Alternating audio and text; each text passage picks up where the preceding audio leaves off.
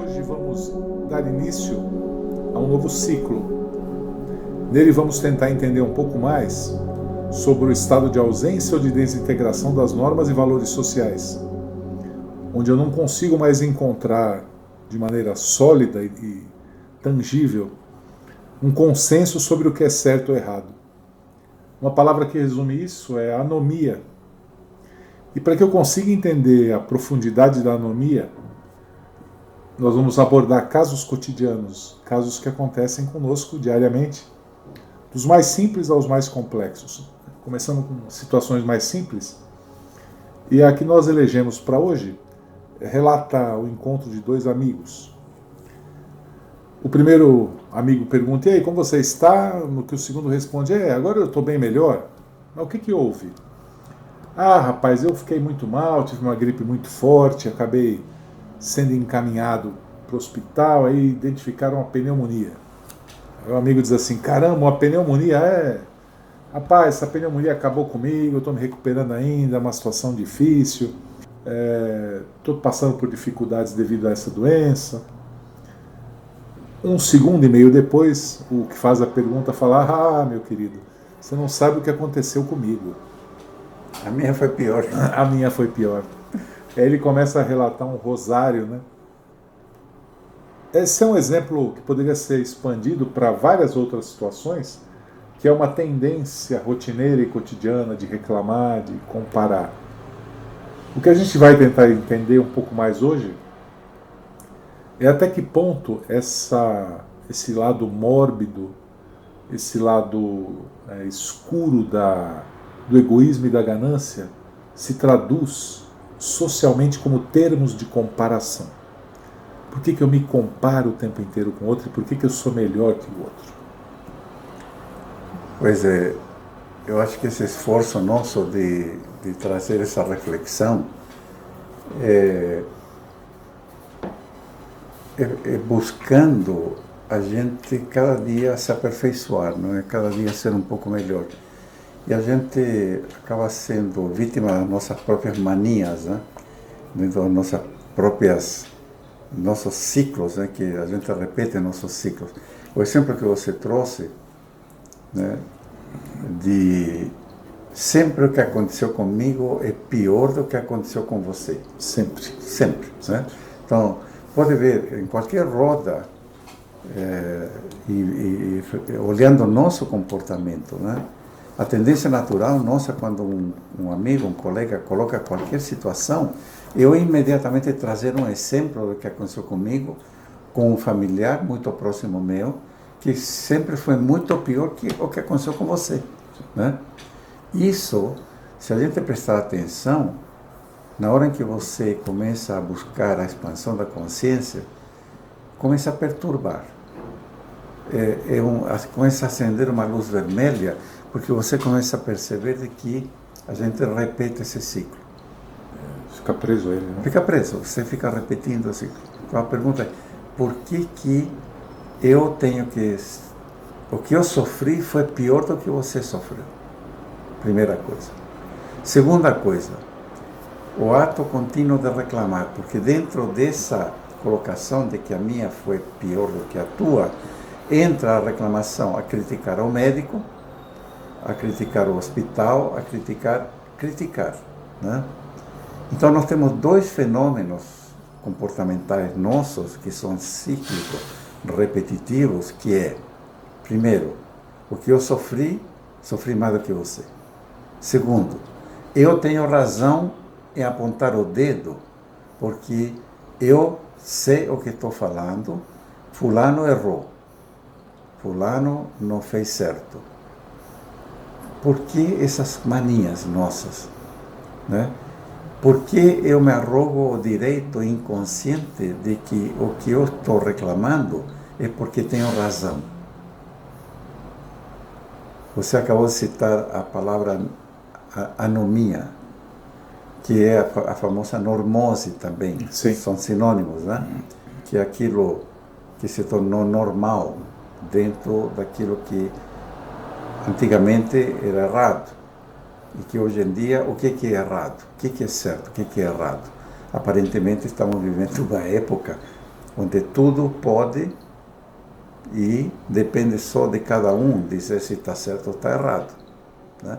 Mas o que me leva a eu ter esse pulso de dizer, olha, eu sofri mais do que você, olha, meu caso foi pior do que você. Pode examinar em qualquer roda. O cara ficou desempregado, o outro, não, mas meu irmão foi muito pior, né? Olha, fui no supermercado, o preço X, mas no meu supermercado o preço está pior. Olha que a lata de leite condensado está R$12. Na minha está 10. Tem sempre alguém pagando o produto mais barato que você já percebeu? Percebe? Isto incomoda profundamente de você entrar numa esgrima do pior.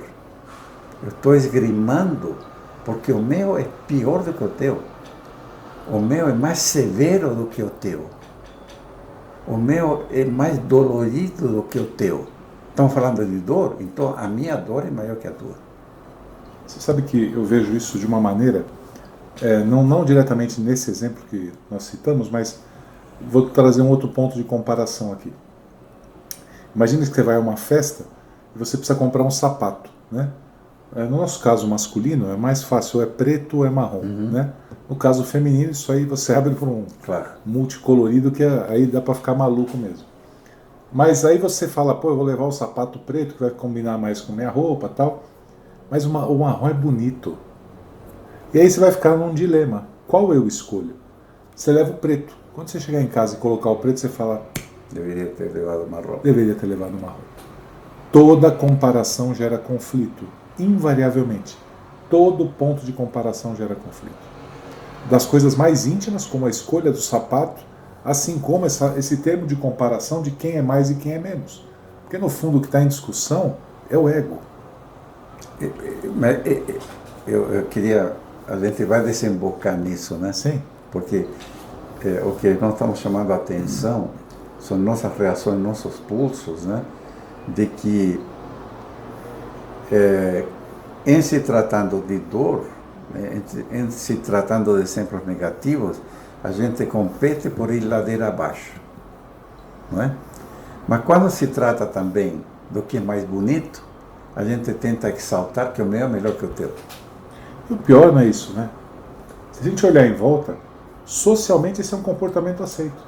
Claro, é o normal. É o normal. É o normal. Só que para quem está buscando expansão de consciência, isso tem que ser um ponto de alerta. Porque o que está por trás de tudo isso, o que é? É uma competição egóica, né? E quando estamos falando de coisas negativas, veja, nós estamos cavando trincheira, nós estamos indo ladeira abaixo. Nós estamos competindo para ver quem que sofreu mais, quem que coloca o pior exemplo. Percebe? Nós estamos criando um ciclo, né, de autoafirmação egóica, porque eu tenho mais razão que você. Sabe que hoje eu estava conversando sobre isso, me impressionou, porque se você refletir à sua volta, hoje o malandro ou aquele que rouba, né, ele tem orgulho disso. Você tem orgulho de falar que tem, eu tenho isso, eu tenho aquilo, olha aí. Olha como houve uma distorção da nossa percepção da realidade, cara. Total, né? Mas realmente são os véus, né? São os véus que a gente vai enxergando a vida de uma forma oscura, né? E a gente compete pela escuridão, né? Que é a ladeira abaixo que estamos falando, né? Sempre eu tento ser mais enfático, carregar mais as cores do que as cores que você está pintando. Por que isso? Por que essa competição? Né? E aí chega uma questão da razão. Eu quero ter sempre mais razão do que você, porque eu sou mais do que você, porque eu enxergo mais que você. Isso de forma inconsciente. Né? Eu tenho direito a apontar o dedo porque eu sei. E se eu sei, porque tenho razão, porque eu estou certo. Veja a colocação doentia de dizer eu tenho razão, eu estou certo. Né? Quem somos nós para dizer eu estou certo? Eu sou único, eu sou, né? Então, mas eu acho que o difícil é que, até vou repetir a frase, mas socialmente isso é um conceito aceito. É bacana que seja assim. Você incorpora o cara que reclama de tudo, né? E tá tudo certo. Não há questionamento sobre isso. Você faz porque sempre foi assim. Ainda é capaz de ouvir assim, pô, você é igual o tio fulano.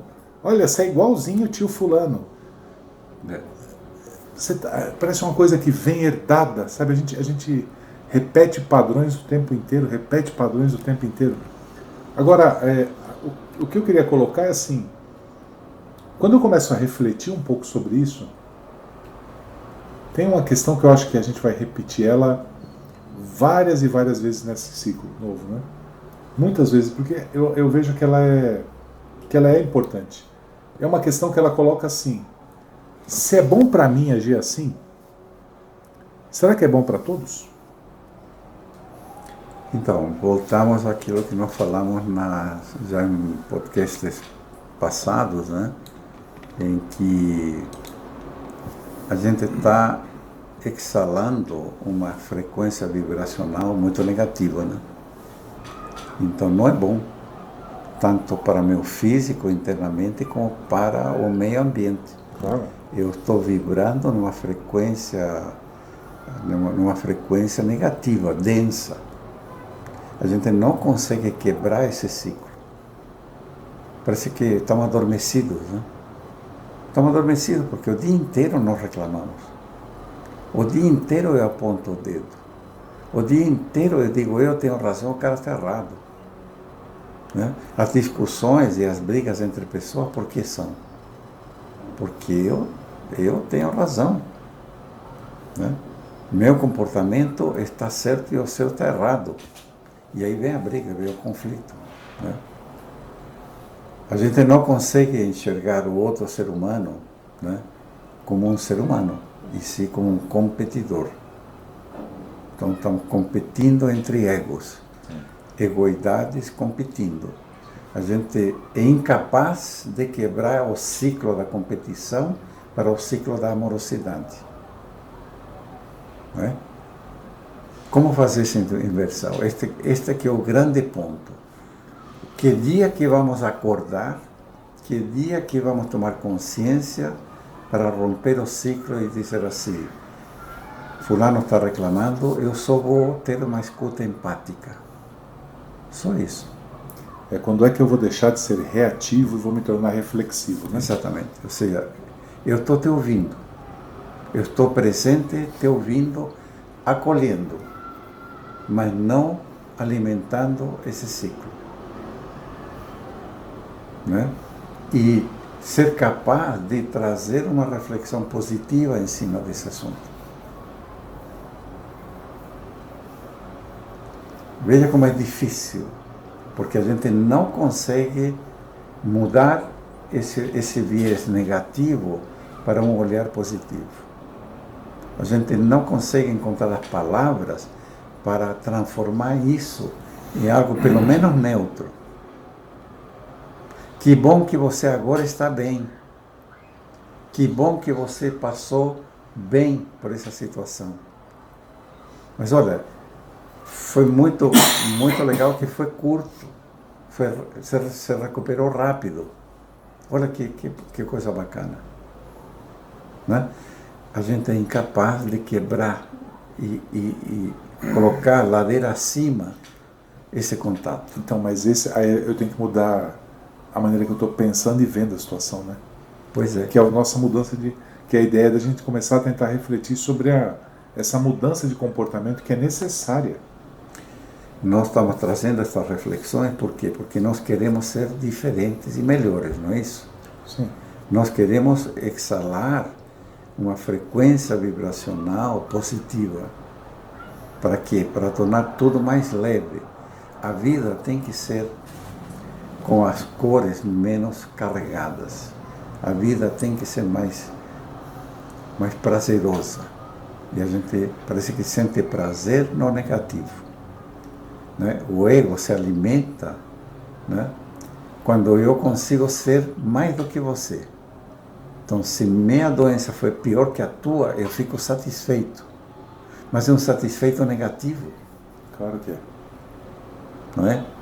Eu deveria ficar muito feliz em tirar o outro ser humano daquela vibração e trazê-lo para uma vibração mais elevada, dizendo que bom que você está bem, olha como você está curado. Mas isso, então, e o pior é que isso é tão escancarado, porque, pegando isso que você disse, se eu te digo assim, eu estou com dor de cabeça, aí você vai falar, cara, ontem eu tive uma dor de cabeça que foi... Mas espera, quando eu falo eu estou com dor de cabeça, qual é a intensidade da minha dor? Onde dói? Por que dói? O que está me gerando? Então, eu generalizo, eu diminuo o que é você, para que eu possa ser exaltado o tempo inteiro. Este é um movimento egóico. Movimento egóico. Né? Constante. Eu sou mais do que você. Eu enxergo mais do que você. Só que nós temos livre-arbítrio, né? Então, mas é que o arbítrio, neste momento, está totalmente capturado pelo pulso egóico. Sem dúvida. Né?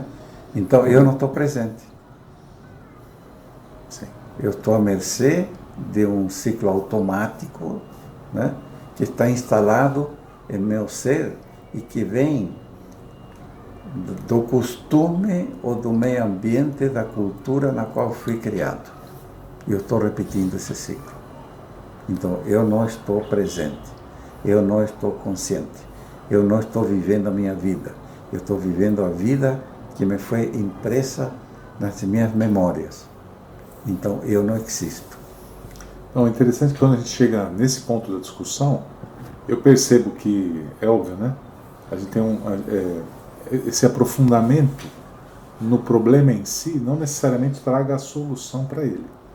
Mas eu acho que ele traz uma pista importante e que ela invariavelmente vai passar pela mudança de comportamento. Agora, e isso é algo que para mim a gente precisa explorar um pouco também, porque quando a gente fala em mudança de comportamento, o que me vem à cabeça e o que vem à cabeça das pessoas normalmente é assim, bom, a partir de hoje você já não vai poder comer tal coisa. Olha, você não vai mais poder frequentar tal ambiente. A mudança de comportamento ela não é restritiva. A mudança de comportamento não diminui, ela amplia, ela expande. Então, se eu imaginar, e aí que está, é elevar o pensamento mais acima do que a questão original, né? Se eu imagino que esse pulso egóico me domina a tal ponto a estender os braços para um termo de comparação entre as pessoas, exaltando o tempo inteiro, me arrastando para baixo energeticamente, né? Porque arrasta. Isso. A gente sabe que arrasta. Você começa a discutir política com uma pessoa, você sai pesado, cansa. Se falar, eu não vou sair de casa que a fulana está lá na varanda, e se eu passar lá, ela vai me pegar para conversar, e essa mulher fala. Então, ela está te arrastando para baixo, ela está te puxando para baixo. Quando eu penso nisso, né, nesse movimento egóico, esse movimento de ganância, eu começo a enxergar que talvez exista um outro ponto nessa balança. E é isso que eu gostaria de frisar agora, que eu acho que é importante a gente falar. Por que a mudança de comportamento é algo expansivo? Porque se eu enxergar o lado oposto da ganância, o lado oposto do egoísmo, eu vou estar falando de amor incondicional. O problema é que não tem como eu estalar os dedos e me tornar um ser humano de amor incondicional. Sem trabalho íntimo, sem dedicação, sem esforço. Então, o ideal para nós é algo inatingível nesse momento. É uma meta que está distante. Mas deve haver alguma coisa que eu possa fazer no meu cotidiano e que eu possa começar a mudar esse padrão de comportamento.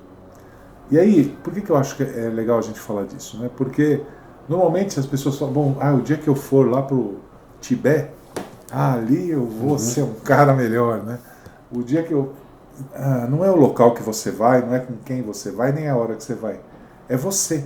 É uma decisão íntima e simples. Nós temos todo o universo dentro de nós. Nós temos todo o universo dentro de nós. Nós somos deuses.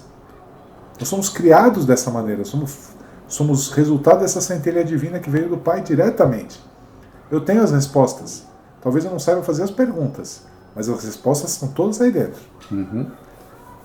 Já que eu sei que eu tenho uma atividade cotidiana, egóica, que é alicerçada pela sociedade, o outro ponto dessa balança talvez seja esse amor incondicional. Será que tem um ponto de equilíbrio que eu possa começar a fazer agora?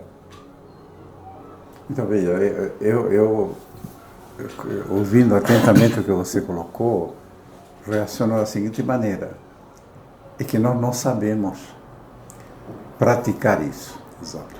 É igual que se eu estou parado há 15 anos e amanhã resolvo começar a fazer ginástica. Sim.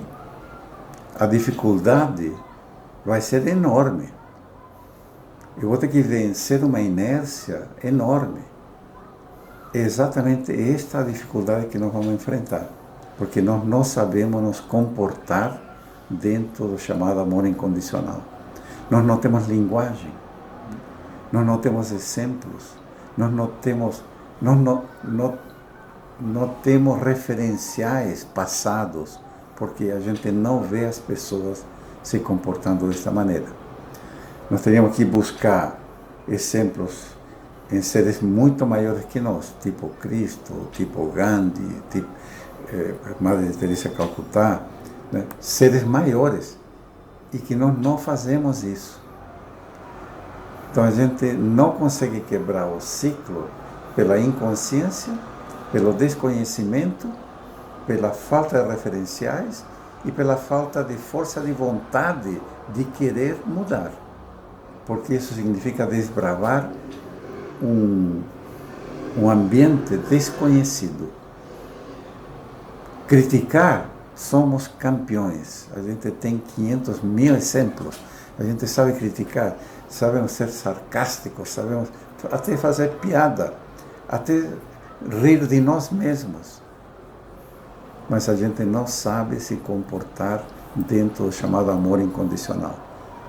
Como que eu,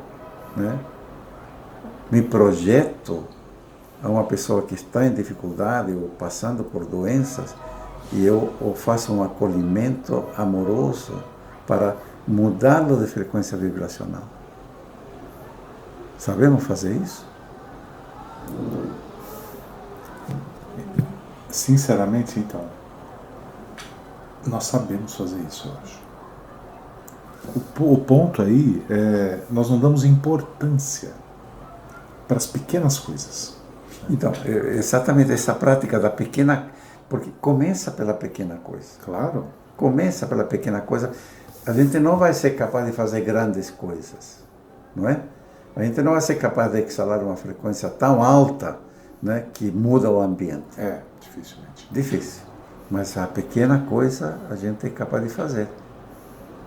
E aí eu vou dar um primeiro ponto aí naquilo que a gente chama de equilíbrio, né? Uhum. Que é que para nós é o ponto de, exatamente o ponto de equidistância entre o egoísmo, ganância, amor incondicional, que é algo que eu possa começar a fazer de uma maneira efetiva. São duas: generosidade e benevolência. O ponto de inflexão, né? O ponto de inflexão. Onde o vento faz a curva.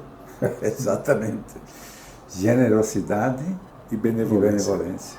Pensar positivamente a situação.